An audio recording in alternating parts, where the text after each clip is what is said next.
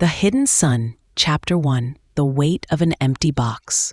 Boston, Massachusetts, with its cobblestone streets and rich history, had always been home for Abigail Thompson. Abby, a 40-year-old art historian specializing in Renaissance art, found solace in the tangible, in the documented, in the truths laid bare by history. But the recent passing of her grandmother, Mary Thompson, at the venerable age of 90, had plunged Abby into a realm of profound grief and unsettling uncertainty. Grandma Mary had been the bedrock of their respected Boston family, a matriarch of unwavering grace and impeccable reputation. To Abby, Mary was the epitome of a loving wife to her late grandfather John, and a devoted mother to Abby's father, their only son. Mary embodied a quiet strength, a steadfast presence that seemed immune to the imperfections of the world. Her life, as far as Abby knew, was a testament to stability, love, and unwavering commitment. The task of settling Mary's estate fell largely to Abby, a duty she approached with a mix of reverence and melancholy. Each antique piece of furniture, every delicate teacup, whispered of a life meticulously lived. It was during this somber process, while sifting through her grandmother's dresser drawers, that Abby found it. Tucked beneath layers of soft linen and delicate lace, nestled in the very back of a drawer, was a small, intricately carved wooden box.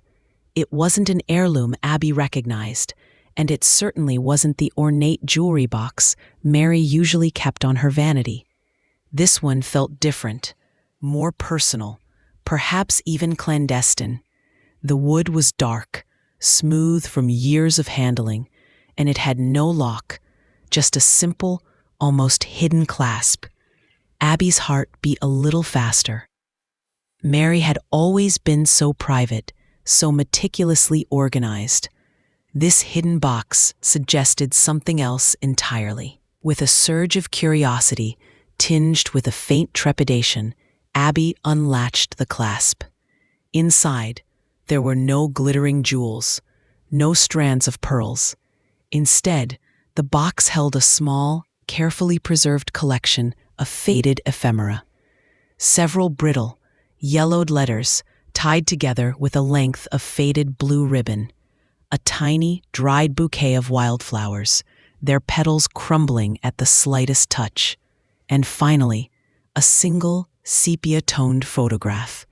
Abby picked up the photo. It depicted a boy, no older than 6 or 7, with bright, curious eyes and a shy, tentative smile. His hair was dark, wavy, and his clothes were simple, clearly from an earlier era, perhaps the late 1940s or early 1950s. He was holding a small wooden boat. He was a charming boy, but Abby felt an immediate jolt of confusion. She didn't recognize him. He bore no resemblance to her father as a child, nor to any of her known relatives in old family albums. He simply didn't fit into the familiar tapestry of the Thompson family. Frowning, Abby turned the photograph over. On the back, in faint, almost erased pencil, were 2 words, written in a delicate, looping script: "Our son, May 1948. Abby's breath hitched. Our son. The words echoed in her mind, a thunderclap in the quiet room.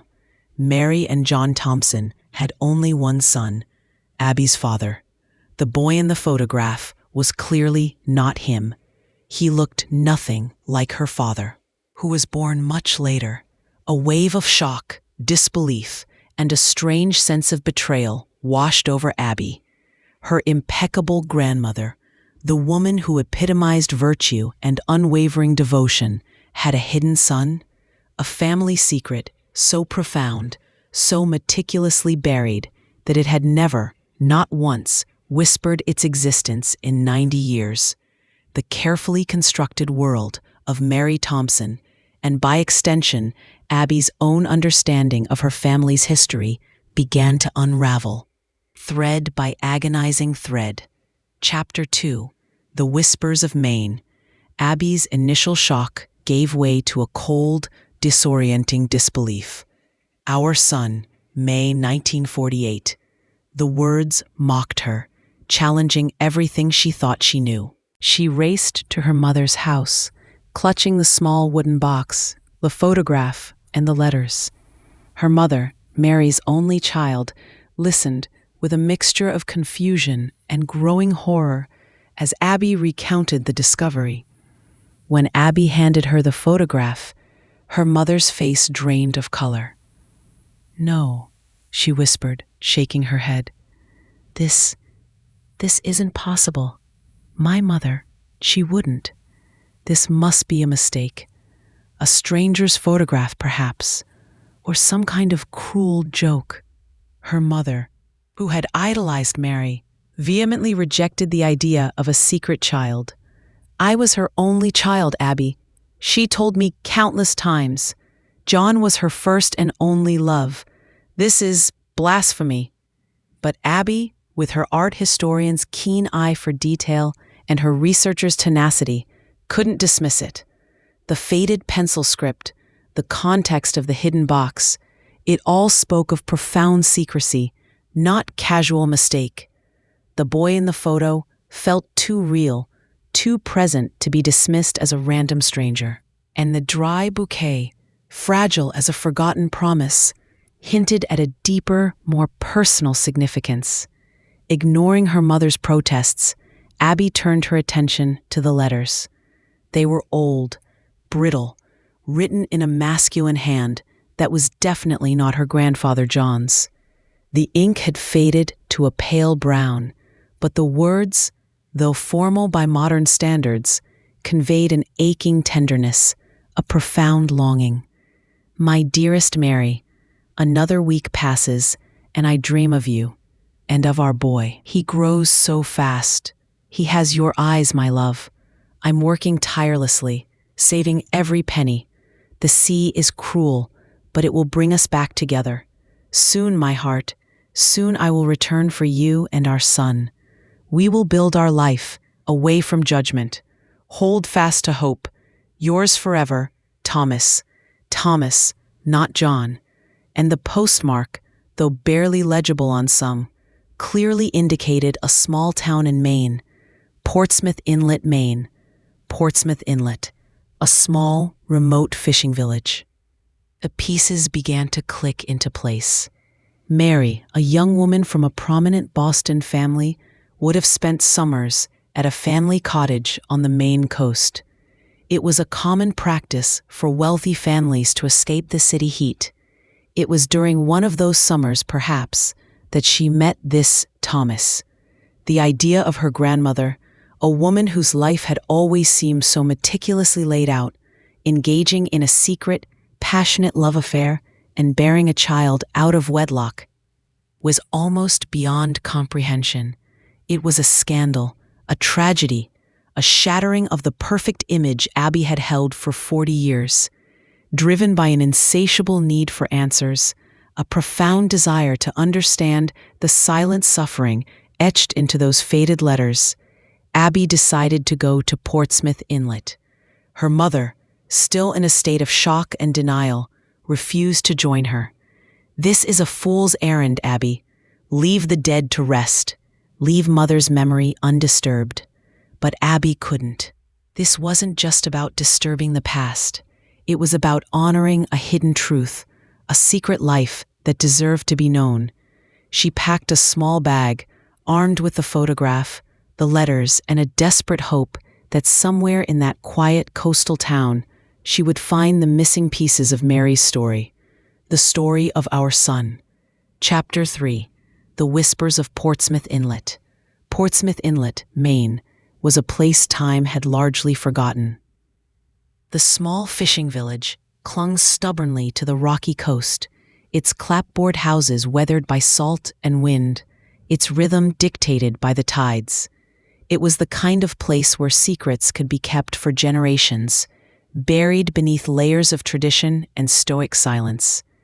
Abby rented a small cottage overlooking the choppy gray waters, the same waters that had perhaps taken Thomas. She spent days wandering the narrow streets, feeling the weight of unspoken histories in every creaking dock and every weathered face. She visited the small local library, poring over old town records, census reports, and church registries. Her heart pounded when she found it. A baptismal record from St. Michael's Parish, July 1947. The entry read, "Jeremy, son of Mary Thompson and Thomas Sullivan." Jeremy, not John, not her father. The name of the boy in the photograph. The date perfectly matched the age of the boy in the photo. And Thomas Sullivan, the man from the letters. It was real. Painfully, undeniably real. The sheer audacity of her grandmother Mary to have named her firstborn son and his father in the very records of a small parish hinted at a defiance, a love so powerful it defied the conventions of her time. Abby's next stop was St. Michael's Parish itself. It was a tiny, unassuming church, its wooden doors creaking with age. She found the current pastor, Father Michael, a man in his late 80s with kind eyes and a memory as sharp as the Maine sea air. When Abby hesitantly showed him the photograph of Jeremy and explained her connection to Mary Thompson, Father Michael's eyes widened with a profound sadness. He paused, his gaze drifting towards a stained glass window depicting a lone fisherman. "Mary Thompson," he murmured, his voice soft, almost a whisper. "A name I haven't heard spoken in earnest for decades. A beautiful, fiery young woman, and Thomas Sullivan, a good man, a fisherman. They loved each other fiercely. It was a love that defied their stations." Father Michael, after much persuasion and a deep sense of moral obligation, slowly began to unravel the tragic tale.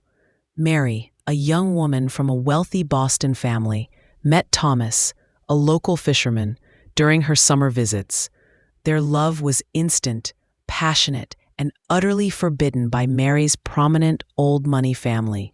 Thomas's family was poor, and his father was a notorious alcoholic, a blight on any respectable lineage.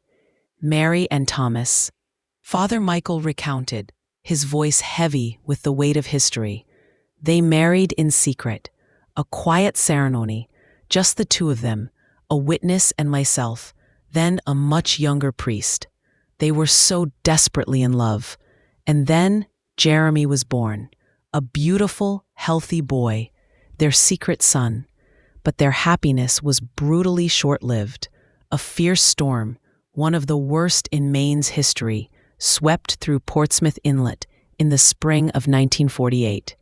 Thomas Sullivan, a skilled fisherman, was caught in its fury. His boat was found capsized, his body never recovered. Mary was left a widow, alone with an infant son and no financial means.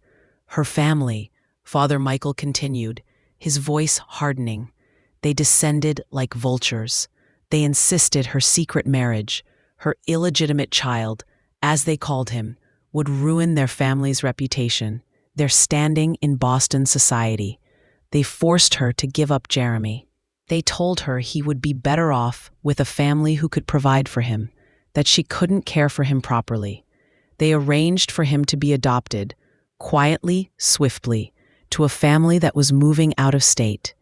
They told Mary, they told her Jeremy had died, or perhaps that she would never see him again. They married her off to John Thompson, a man of good standing who could erase her past. And Mary, she carried that secret, that agony, every single day of her life. A silence so profound it must have been a living death. Abby listened, tears streaming down her face. The perfect, stoic grandmother she knew was not perfect at all. She was a woman of immense heartbreak, a victim of the cruel societal norms of her time, forced to sacrifice her love, her child, and her very identity, all to protect a family name. The dried bouquet in the box. It was Thomas's. The letters were his last whispers, his promises of return that would never be kept. The photograph of Jeremy, her grandmother's only tangible link to her lost son, her lost love, the final piece of the puzzle clicked into place. Father Michael confirmed that Jeremy had been adopted by a family moving to Canada, eager for a child. His name was changed. He was taken far away into a new life. Abby now had a name, a date of birth, and a destination. Her grandmother's hidden son was out there, somewhere in Canada, and Abby had to find him, or at least his legacy. Chapter 4: Echoes Across the Border. Abby returned to Boston, her mind a whirlwind of emotions. Profound sadness for her grandmother, a fierce anger at the cruel injustices of the past, and a burning determination to find Jeremy's descendants. Her mother, initially resistant, was finally convinced by Father Michael's somber testimony. The revelation shattered her idealized image of Mary, but also brought a new, painful understanding of the mother she had always known as emotionally distant, yet fiercely protective. My mother, she lived with that pain her entire life, Abby's mother whispered, tears in her eyes. She always seemed so sad sometimes. I never understood why. Now I do. Oh, Mama. The next step was a daunting one. Finding Jeremy. Given the adoption and name change, traditional genealogy would be almost impossible. Abby decided on a modern approach: DNA testing. She collected a sample of her grandmother's hair from an old brush, a precious relic, and submitted it, along with her own DNA, to a specialized genealogical service that focused on finding unknown relatives through extensive databases. The waiting was excruciating. Every day, Abby checked her email, her heart pounding with a mix of hope and trepidation. She knew this search wasn't just about satisfying her own curiosity. It was about giving voice to Mary's silent agony, about acknowledging a life tragically cut short and a love brutally denied. It was about righting a 60-year-old wrong. After several weeks, an email arrived. The subject line read, "Potential DNA match. High confidence." Abby's hands trembled as she opened it. The results showed a strong genetic match to a male descendant of Jeremy Thompson Sullivan, a family now living in Vancouver, British Columbia, Canada. The report traced Jeremy's adoption, his new name, and his lineage. He had lived a full life, had married, and had children. He had passed away just a few years prior, never knowing his true origins, never knowing about Mary, his birth mother, or Thomas, his fisherman father. The direct descendant was a young man named Liam Thompson. No, Liam Davies, as the adopted surname was Davies. Liam was Jeremy's grandson. Abby felt a profound sense of closure, tinged with immense sadness. Jeremy had lived a good life, a full life, but a life separated from his birth family. He had been so close, yet so far. The thought of him unknowingly living out his days in Canada, while his mother carried his secret in her heart in Boston, was almost unbearable. Abby reached out to Liam Davies through the DNA Service's secure messaging system, a delicate, carefully worded message explaining her connection to Mary Thompson and the incredible family secret she had uncovered. She included a scanned copy of the photograph of Jeremy as a boy, along with a brief, gentle summary of the story of Thomas Sullivan and Mary's forbidden love. The response came a day later, filled with a mixture of shock, confusion, and cautious curiosity. Liam was an art history student, coincidentally, at a university in Vancouver. He had grown up with the story of his grandfather, Jeremy, a kind man who had been adopted, but knew nothing of his birth parents or the tragedy in Maine. He had always felt a subtle yearning for knowledge about his biological roots, a void he couldn't quite name. The photograph, the story, it was a revelation that rocked his world. They spoke for hours, first through email, then over video calls. Liam looked strikingly like the boy in the photo, a clear genetic link across generations. He brought out old family albums, showing Abby photographs of Jeremy as a young man, then as a husband and father. Abby recognized glimpses of Mary's features, a certain tilt of the head, a warmth in the eyes. It was a profound, bittersweet exchange.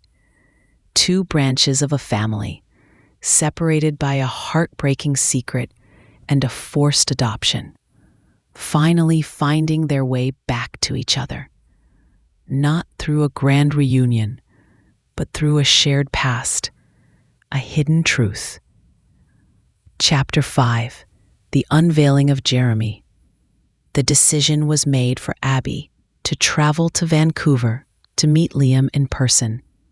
Her mother, still processing the monumental revelations, decided to stay in Boston, needing time to grieve for the Mary she thought she knew, and to accept the complex, tragic truth of the mother she actually was. Abby flew to Vancouver, her heart heavy with the weight of 60 years of unspoken history, but also brimming with a profound sense of purpose. She carried with her the original photograph of Jeremy, the dried bouquet, and the letters from Thomas, all carefully preserved. These were not just objects, they were relics of a profound love story, a tangible link to a past that demanded recognition. Liam, a young man with a quiet demeanor and a striking resemblance to his grandfather, met her at the airport. His eyes, direct and curious, held a mixture of awe and nervous anticipation. They exchanged a hesitant hug, the first physical contact between two branches of a family that should have been intertwined for generations. They spent days talking, sharing stories, piecing together the fragmented lives of their ancestors. Abby told Liam everything about Mary's secret marriage to Thomas, the fierce love they shared, the brutal storm that took Thomas, the family's cruel intervention, the forced adoption, and Mary's lifelong suffering. She recounted Father Michael's testimony, painting a vivid picture of the harsh realities of the past. Liam, in turn, shared stories of Jeremy. He showed Abby photographs of his grandfather as a child, growing up in a loving, if adoptive, home. Jeremy had been a gentle, artistic man, always drawn to the sea, a trait that now resonated with an aching irony. He had built boats in his backyard, carved wooden figures, and had a quiet, introspective nature.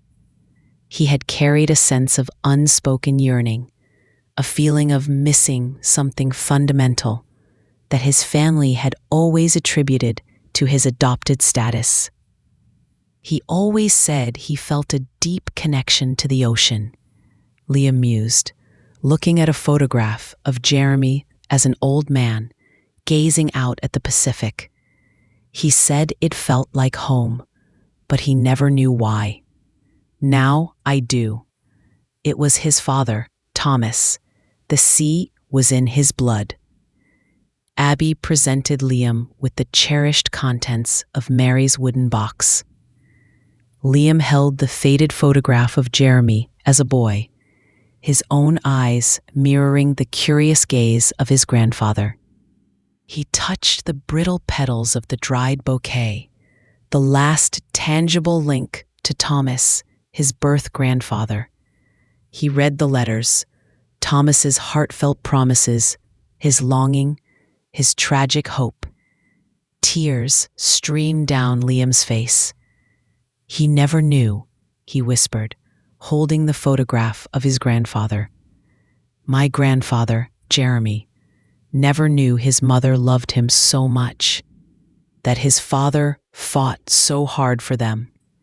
The meeting was not about assigning blame or seeking restitution.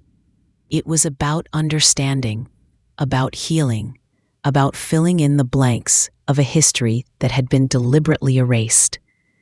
It was about giving voice to the silenced, acknowledging the lives lived and lost, and finally, truly honoring Mary's enduring love and sacrifice. Chapter 6: The Unraveling of Silence. The weeks following Abby's visit to Vancouver were transformative for both families.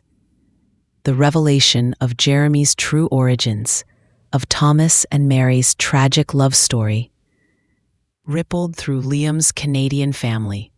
They were astonished, saddened, but ultimately deeply moved by the discovery. They learned of their connection to a proud Boston family, to a lineage they never knew existed. Back in Boston, Abby's mother slowly began to come to terms with the truth about Mary. The initial shock and denial gave way to a profound empathy for her own mother's silent suffering. She realized that Mary's reserved nature, her occasional melancholic moods, her fierce protectiveness of family reputation, all stemmed from the unspeakable secret she had carried for decades. Mary wasn't cold. She was heartbroken. Abby and her mother began to talk about Mary not as an idealized matriarch, but as a complex, vulnerable woman who had been a victim of her time. They discussed the cruel societal pressures, the impossible choices Mary had been forced to make. The perfect image of Mary Thompson had shattered, but in its place emerged a more human, more relatable, and ultimately more profoundly admirable figure. She was a woman who had endured an unbearable loss and survived, carrying her sacred secret with quiet dignity. The Thompson family gathered, a rare and solemn occasion, to discuss the findings. Abby presented the evidence: the photograph, the letters, the church records, the DNA results. The younger generations, who had always viewed Mary as a distant, almost mythical figure, were captivated by the raw emotion of her hidden story. It humanized her, made her more real, and ultimately brought them closer as a family. They acknowledged Jeremy as a lost son, a hidden branch of their family tree. There were no easy answers, no simple resolutions. The pain of the past couldn't be erased, but the truth, finally revealed, brought a profound sense of liberation. The silence that had shrouded Mary's life for so long was broken, and with it, the emotional burden she had carried. Liam, in Canada, felt a newfound sense of completeness. The vague yearning he had always felt, the subtle sense of being unmoored, was now explained. He was not just the descendant of his adoptive family. He was also the grandson of a passionate fisherman named Thomas and a heartbroken woman named Mary. He learned about his connection to the sea, to art, to a legacy of love and loss. Abby and Liam continued their connection, bridging the geographical and historical divide. They shared family stories, exchanged old photographs, and built a friendship based on their shared extraordinary discovery. They were two branches of the same tree, finally intertwined. Chapter 7: The Undying Threads of Memory. Months turned into a year. The initial shock subsided, replaced by a quiet, abiding understanding. The wooden box, Mary's hidden treasure, now sat on Abby's mantelpiece, no longer a symbol of secrecy, but a testament to a love that transcended time, a tragedy that found its voice. Abby continued her work as an art historian, but with a deeper appreciation for the unspoken narratives embedded in history, the human stories behind the grand canvases. Her research now focused not just on what was visible, but on the hidden meanings, the suppressed emotions, the lost voices. Her mother, too, found a quiet peace. She started to speak of Mary not just with reverence, but with a new tenderness, acknowledging the depth of her mother's pain. The sacrifice she had made, the bitterness of betrayal had softened into a profound compassion. The Boston Thompsons and the Vancouver Davies, once completely unaware of each other, now recognized their connection. Liam visited Boston, walking the familiar streets his birth grandmother had walked, visiting the old church where his grandfather Thomas and grandmother Mary had secretly married. He brought with him a sense of calm, a gentle presence that honored the past while embracing the future. The story of Mary and Thomas and their hidden son Jeremy became a whispered legend in the family, a reminder that every life, no matter how outwardly perfect, holds layers of untold stories, of silent struggles, of profound loves, and heartbreaking losses.